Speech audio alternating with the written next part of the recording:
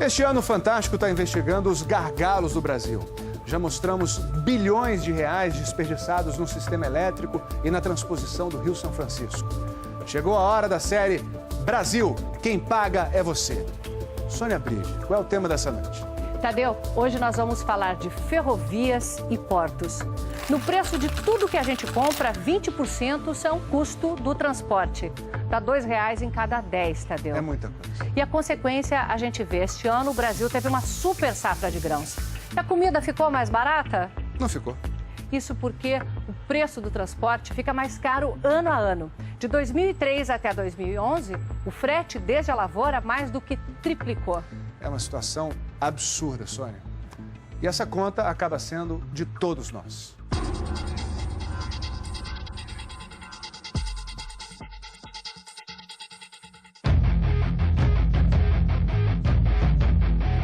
A velocidade que o Brasil precisa ainda não entrou nos trilhos.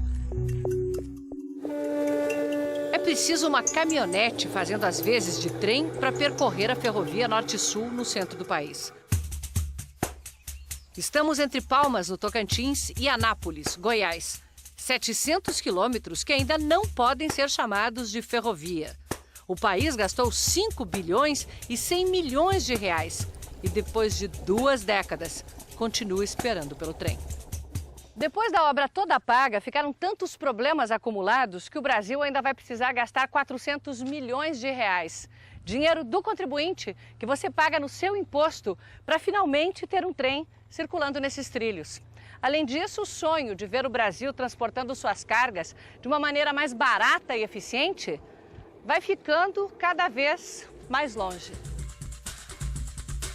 O Tribunal de Contas da União comprovou que a obra, além de superfaturada, foi mal feita. Sem proteção, os taludes, esses cortes feitos na terra, se desmancham sobre a estrada de ferro. Curvas fechadas demais. Ou o trem reduz a velocidade, ou descarrila. Em muitos pontos, os trilhos simplesmente não foram soldados.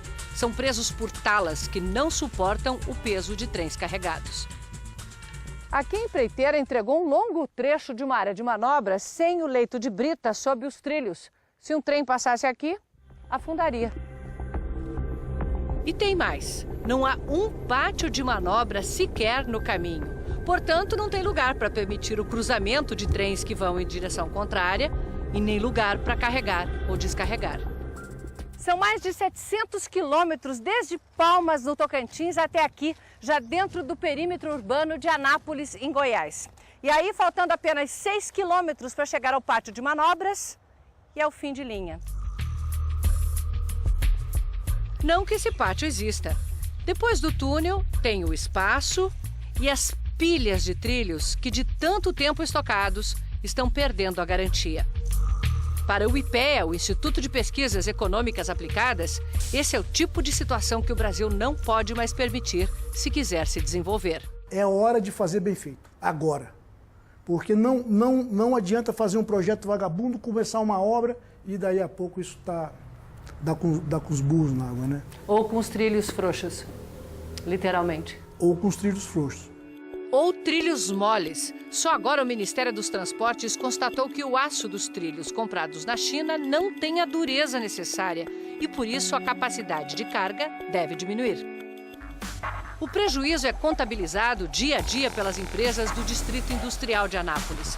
Só desta aqui saem todo mês caminhões que percorrem 300 mil quilômetros fazendo entregas. O transporte hoje para a nossa empresa representa em torno de 30% do custo final do produto. Com a ferrovia, o custo poderia cair, criando as condições para expandir os negócios. Nós vamos crescer, em média, 30% ao ano após a ferrovia estiver funcionando. Para o atual presidente da Valec, a empresa do governo encarregada de construir ferrovias, a obra atrasou e ficou tão mais cara porque foi feita sem um projeto executivo. Não necessariamente aquilo que foi feito a mais significa um dano ou um prejuízo ao erário, mas evidentemente uma falta de planejamento. Tá?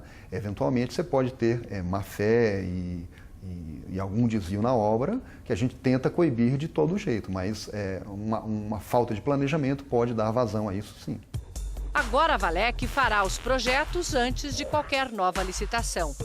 Mas parece impossível ter chegado até aqui numa obra que começou há 26 anos, ainda no governo Sarney. Eu acho que nenhum presidente terá condições de interromper esta obra. Mas parou. 18 anos. Retomada no segundo mandato do presidente Lula, continuou sendo feita sem projeto. Hoje, o governante toma a decisão de fazer e aí é que a máquina vai preparar aquele projeto para ser executado. Como a sociedade está ansiosa, você acaba comprimindo a preparação do projeto e para começar mais rapidamente a obra. Para o Tribunal de Contas da União, isso é uma porta aberta para a corrupção.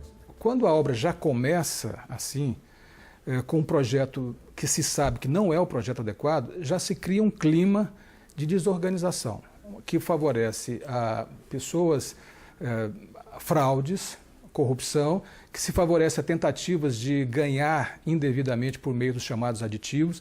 O responsável pela obra, o então presidente da Valec, José Francisco das Neves, conhecido como Juquinha, foi preso em julho do ano passado pela Polícia Federal. A investigação mostrou que, à frente da Valec, o patrimônio de Juquinha saltou de R$500 mil para mais de 60 milhões. As escutas telefônicas que o envolviam na corrupção foram anuladas pela Justiça. Juquinha foi solto, mas não inocentado. Ainda responde a processo por desvio de dinheiro das obras da Norte-Sul. O advogado de Juquinha diz que vai provar a inocência dele na Justiça. Bernardo Figueiredo preside a EPL, a empresa de planejamento de logística, criada pelo governo no ano passado para fazer os projetos de infraestrutura antes de as obras começarem. A EPL prepara um mapa de transportes que inclui 10 mil quilômetros de ferrovias para escoar as cargas do país. A missão da empresa é inverter essa lógica de desperdícios. Nós precisamos de qualificar melhor a preparação das obras, porque é isso que vai evitar aditivos, obras inacabadas, o contrato que se esgota antes da obra. O leito inacabado da Norte-Sul passa nos fundos da empresa de farelo de soja. Vocês já estavam contando que ia chegar quando? Essa promessa já era para 2008 e ainda continua só no Leitos. Nem mesmo os trilhos estão aí. A empresa, que fica em Anápolis, usa a antiga ferrovia que vai até o Porto de Vitória, no Espírito Santo. Mas para exportar para a Europa, a Norte-Sul baixaria muito os custos. Entre você mandar o produto hoje para Vitória ou mandar para o Porto de São Luís, você teria a economia de 4 mil quilômetros de frete marítimo. É muita coisa. É muita coisa. É um desperdício. É o custo do Brasil. Uma espiadinha no mapa deixa claro. Saindo daqui para embarcar tanto em São Luís quanto em Belém, já estaria a meio caminho da Europa. Ou do Canal do Panamá, de onde seguiria para a China. É a 7ª maior obra de transporte em andamento no mundo. Uma espinha dorsal cortando o Brasil do Pará a Rio Grande do Sul. Mas só há trens no trecho de Palmas, no Tocantins, a Açailândia, no Maranhão. Lá, a Norte-Sul se encontra com a estrada de ferro Carajás, que chega ao porto do Itaqui, em São Luís, no Maranhão. Outros 2 trechos estão em obras. O resto nem começou. No trecho que vai de Goiás a São Paulo, o TCU descobriu que várias pontes não têm projeto. Estivesse o trem pronto e não haveria engarrafamentos na entrada dos portos. A maioria dos caminhões que está no pátio de espera do Porto de Santos saiu do norte do Mato Grosso. Lá na lavoura, o Brasil é o mais eficiente do mundo. Ninguém produz melhor ou mais barato. E este ano tivemos super safra. Mas depois de 2 mil quilômetros da estrada, o custo do frete já consumiu 30% do preço da soja. E vai ficando impagável com os atrasos. Em Santos você tem que esperar para descer a serra, fica até 5 horas para descer a serra. Quando chega no Ecopátio, fica 2, 3 horas para entrar dentro do Ecopátio. O Ecopátio é um estacionamento onde eles esperam vaga para entrar no porto. Depois que sai do Ecopátio, muitas vezes você pega 3, 4 horas de fila para chegar dentro do porto. Chega dentro do porto, tem engarrafamento também. Todo mundo perde. Nós ganhamos porcentagem, né? Não somos salariados. Nós estamos parados, nós estamos perdendo, nós não ganhamos dinheiro, né? Nós não temos salário fixo. O engarrafamento de caminhões é pior porque a cada vez que chega um trem, a estrada é bloqueada. O viaduto que evitaria isso é obra do PAC, mas não ficou pronto a tempo da safra. A dificuldade não é só fazer a soja chegar até o porto, mas fazer com que ela embarque nos navios. O Brasil não tem berços suficientes, quer dizer, espaço e estrutura para carregar os navios. Um outro engarrafamento, lá na entrada do porto. Um sobrevoo na aproximação do Porto de Santos mostra o tamanho do engarrafamento. Mais de 80 navios ancorados na fila para atracar. Eles vão esperar, em média, uma semana, a um custo de R$60 mil por dia. Essa é uma das razões para que, entre os BRICS, o grupo de países emergentes mais ricos, o Brasil fica em último lugar em qualidade de portos e ferrovias. Se você olha praticamente todos os portos, temos filas. Filas e filas de navio. Dentro das baías, fora das baías. E isso daí alguém paga, nós pagamos. Não há dúvida que nós pagamos. Por causa do atraso no carregamento dos navios, a China cancelou a compra de 2 milhões de toneladas de soja este ano. O recente cancelamento de exportações de soja é uma demonstração clara que o Brasil tem condição de vender, mas não tem condição de entregar nos prazos definidos. Esse armazém aqui é o exemplo de como o sistema entra em colapso. Há 3 dias parou de receber soja porque está completo, com 135 mil toneladas de soja. Dá para carregar 2 navios, só que ela não pode carregar porque não tem espaço no porto para os navios atracarem. Vai ter que esperar mais 15 dias para começar a carregar e a receber nova soja. A empresa dona deste armazém divide apenas um leito com outras 3. Assim, só consegue carregar 2 navios por mês. Pelo menos um gargalo começou a ser resolvido. Desde sexta-feira, os serviços públicos como Receita Federal, Vigilância Sanitária e o Ministério da Agricultura estão trabalhando 24 horas por dia nos portos de Santos, Rio e Vitória. Em maio, outros portos passam a operar 24 horas por dia. Só isso deve aumentar a capacidade de embarque e desembarque em 25%, segundo a Secretaria Especial de Portos. Pela primeira vez, o Brasil fez um planejamento a longo prazo, de maneira que nós sabemos o que o Brasil precisa de investimentos até 2030. No ano passado, nós movimentamos mais de 900 milhões de toneladas. Em 2030, deveremos movimentar 2,23 bilhões de toneladas nos nossos portos.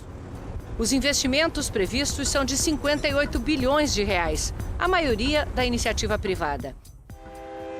Na outra ponta da Ferrovia Norte-Sul, a soja já chega de trem, apesar de ainda em volume muito pequeno, porque a principal região produtora ainda não tem acesso à ferrovia.